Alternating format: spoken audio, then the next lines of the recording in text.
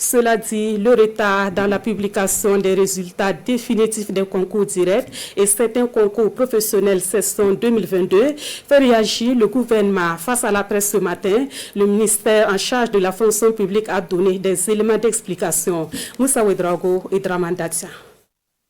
Une conférence de presse aux allures d'une assemblée générale qui réunit le staff du ministère de la fonction publique, des journalistes et des candidats, toujours en attente des résultats de 73 concours directs et 14 examens et concours professionnels, session de 2022. L'équipe de Bassol Mabazié promet finaliser les résultats d'admissibilité d'ici fin novembre prochain. Quand nous avons fait le scannage, nous avons commencé en fait la correction. Nous avons déjà une plateforme que nous avons utilisée pour la correction électronique pour la session de 2020 et 2021. Nous nous sommes rendus compte qu'il y a un certain nombre de dysfonctionnements par rapport aux feuilles de composition de cette année. Donc dans l'urgence, nous avons dû développer une deuxième plateforme rapidement. Et les résultats ont commencé en fait à sortir. Effectivement, nous accusons d'un gros retard et nous visons au plus tard la fin de ce mois, la fin du mois de novembre, pour finaliser tous les résultats.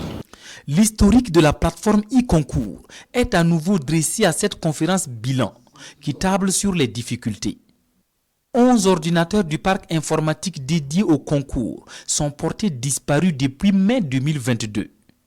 Ils ne contiennent donc pas de données de la session en cours, entamée en juillet dernier, faute des techniciens. Toutefois, certains prestataires sont défaillants. Le ministre d'État veut y voir clair. Mon département envisage des actions suivantes, indépendamment de la plainte déposée le 11 novembre 2022 auprès du procureur pour situer les responsabilités avec toutes les conséquences qui en découlent. Et je cite, premièrement, un bilan sans complaisance au cours du mois de novembre des moyens humains matériels, financiers et organisationnels des concours. Deuxièmement, un audit complet sur la plateforme e-concours. Troisièmement, une réflexion urgente sur la réappropriation de la plateforme et sa gestion domestique par nos techniciens. D'ores et déjà, je tiens à saluer la patience des candidats.